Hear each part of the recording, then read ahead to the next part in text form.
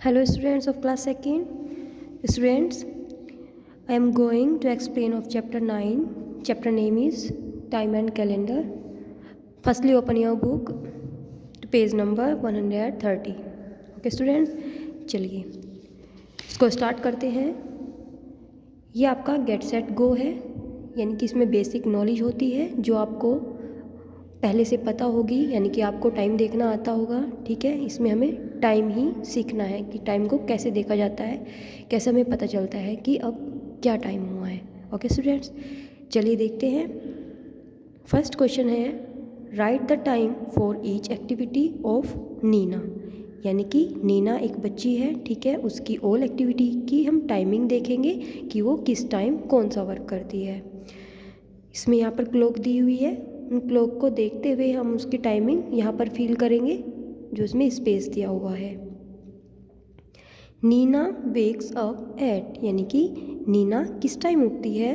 देखिए टाइमिंग क्या है, आप जो देखो इसमें 2 हैंड्स होते हैं, शॉर्ट हैंड और लॉन्ग हैंड। ठीक है, शॉर्ट हैंड जिस नंबर पर होता है वो टाइमिंग होती है, और लॉन्ग हैंड के अकॉर्डिंग हमें मिनट्स का पता चलता है, मिनट हैंड है या हार हैंड है। ठीक है, तो अगर ये 12 पर होती है यानी कि ओ क्लॉक, यानी कि पूरी टाइमिंग होती है, ये 6 ओ क्लॉक है, यानी कि 6:00 6 ओ clock.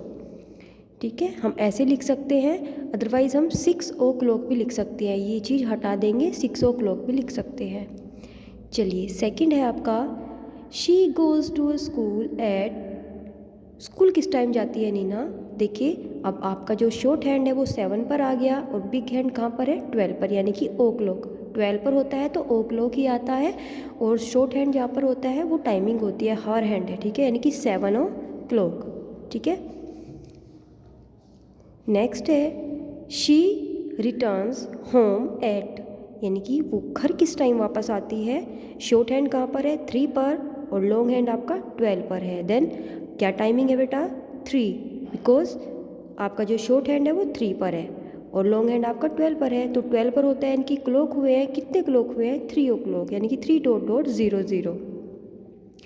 She goes to play at, यानी कि वो खेलने किस टाइम जाती है। देखिए शॉर्ट हैंड कहाँ पर है, सबसे पहले हमें शॉर्ट हैंड देखना होता है, क्योंकि पहले हार ही होता है, बाद में मिनट होती है। जैसे रुपीज़ और पैसे होते हैं ना, अपने लास्ट चैप्टर में मनी चैप्टर किया था, पहले हम क्या लिखते हैं बेटा, पहले हम रुपीज़ लिखते हैं, देन हम पैसे लिखते हैं। सेम ऐसे ही होता है टाइमिंग में, क्या होता है, पहले हम हार लिखते हैं, फिर हम मिनट्स लिखते हैं।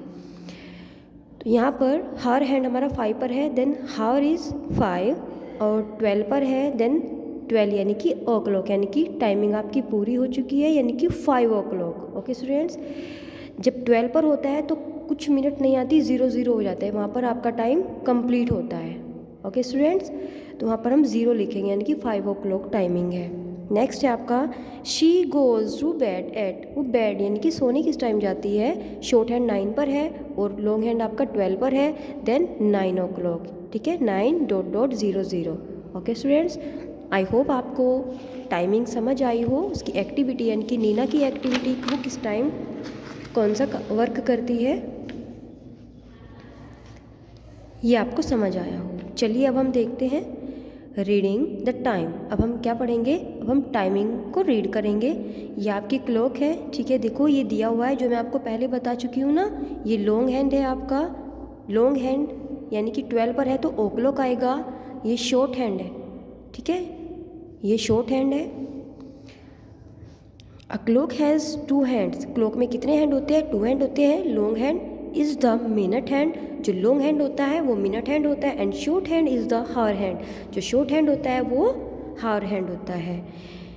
इन द गिवन क्लॉक, क्लॉक में दिया हुआ है, the hour hand is at 3 and the minute hand is eight 12, यानी कि जो शॉर्ट हैंड है वो 3 पर है, और जो लॉन्ग हैंड है यानी कि हार हैंड आपका 3 पर है, और मिनट हैंड आपका 12 पर है। Then timing is 3 o'clock. देखो जैसे मैंने आपको बताया कि आप टाइमिंग ऐसे भी लिख सकते हो 3 ओ क्लॉक, और आप ऐसे भी लिख सकते हो 3:00। ओके स्टूडेंट्स, चलिए your first question, right the correct time. ये जो क्लॉक है इसका करेक्ट टाइम आपको लिखना है।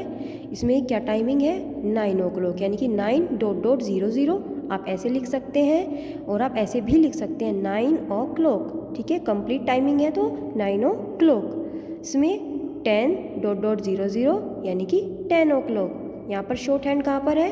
2 पर, लॉन्ग हैंड 12 पर है, देन 2 o'clock। शॉर्ट हैंड 8 पर है आपका और लॉन्ग हैंड आपका 12 पर है, देन 8.00 या फिर 8 o'clock, ठीक है। आप टाइमिंग को ऐसे भी लिख सकते हैं और ऐसे भी लिख सकते हैं। समझ आया बच्चों?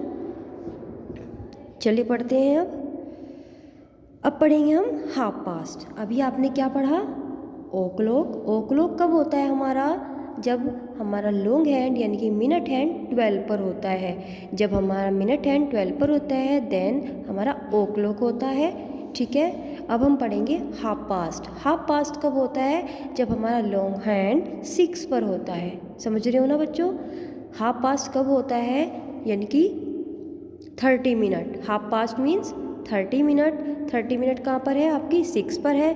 देखिए बेटा, ये 5 का टेबल इसमें चलता है। 12 से पढ़िए 5, यानी कि 12 से 1 तक आने में हैंड को कितने मिनट लगेंगी? 5 मिनट। 2 पर जाने में यानी कि 5 का टेबल आप पढ़ते जाएंगे। 5 2 10, 15, 20, 25, 30, यानी कि हाफ पास्ट यानी कि 30 मिनट, ठीक है। फिर 35, 40, 45, 50, 55, 60। समझ रहे हो ना? तो ये आपकी मिनट हो जाती हैं। और जब हम शॉर्ट में बोलते हैं हर किसी की हम मिनट नहीं बताते हैं। हम ये नहीं बताएंगे इसमें कि 3:30, नहीं, इसमें हम बोलेंगे हाफ पास्ट 3, ठीक है। लिख सकते हैं 3.30 ऐसे भी लिख सकते हैं, बट जैसे मैं इसमें देखा ना आपने 9.00 o'clock को 00 लिखेंगे, लेकिन इसको ऐसे भी लिखेंगे। दोनों तरीके से हमें आनी चाहिए टाइमिंग लिखनी पड़नी। 9 o'clock, ओके स्टूडेंट्स। ऐसे ये है, इसको हम 3.30 भी लिखेंगे या फिर हाफ पास्ट 3, यानी कि 3 के हाफ पास्ट, यानी कि 3 के 30 मिनट हो चुके हैं। समझ रहे हो बच्चों? यहाँ पर 30 मिनट होती है।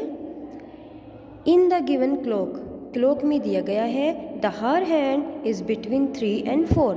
3 और 4 के बीच में आपका हार हैंड है और and the minute hand is 6। Minute hand कहाँ पर है? 6 पर है। So we read the time as half past 3 और 3.30, यानी कि इसलिए हम इस टाइम को क्या पढ़ेंगे? हाफ पास्ट 3 या फिर 3:30। ओके स्टूडेंट्स, दोनों तरीके से टाइमिंग देखनी आनी चाहिए। नेक्स्ट, अब हम इसके क्वेश्चन करेंगे।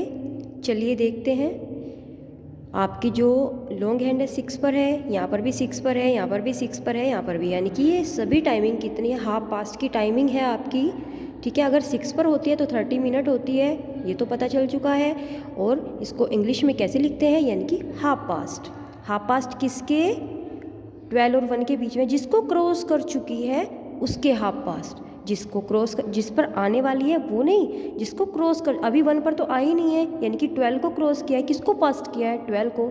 देन 12:30, टाइमिंग क्या हुई? 12:30, बिकॉज मिनट हैंड कहाँ पर है? 6 पर है। देन 12:30 हाफ पास्ट 12, यानी कि 12 के हाफ पास्ट हो चुके हैं। अब हम पढ़ेंगे हर हैंड कहाँ पर है? 4 5 के बीच में, किसको क्रॉस किया है? 4 को।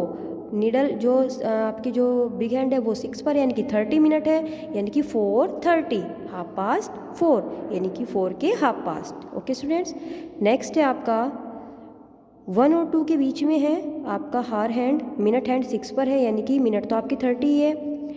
और जो आपकी ये जो हार हैंड है 1 और 2 के बीच में, यानी कि 1 को क्रॉस कर चुकी है, यानी कि 1:30। आपकी टाइमिंग क्या है यहाँ पर? 1:30 है। इसको हम क्या लिखेंगे? Half past 1।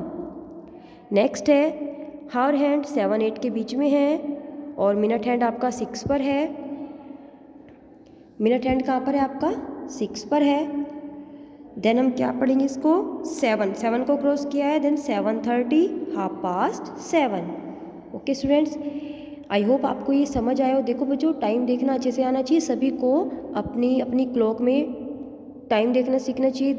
उसमें अपने टाइम को देखो, कहाँ पर कितने मिनट है, मिनट हैंड को देखिए और हार हैंड को देखिए। उसी के अकॉर्डिंग अपनी जो आप पूरे दिन में एक्टिविटी करते हैं, ठीक है, अपनी स्टडी टाइमिंग, अपने breakfast timing, lunch timing, dinner timing आप वो लिखेंगे। ये आपकी एक्टिविटी है आपके वर्क के साथ साथ।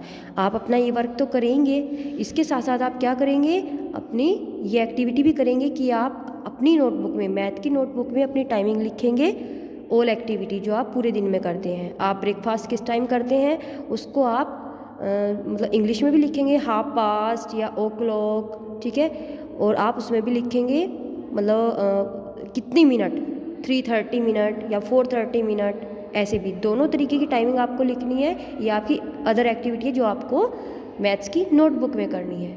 ओके स्टूडेंट्स, जब आप स्कूल आएंगे तो ये मैं आपके वर्क जो है वो चेक करूँगी, बुक वर्क भी और कॉपी वर्क भी। कॉपी में ये आपकी एक्टिविटी होनी चाहिए।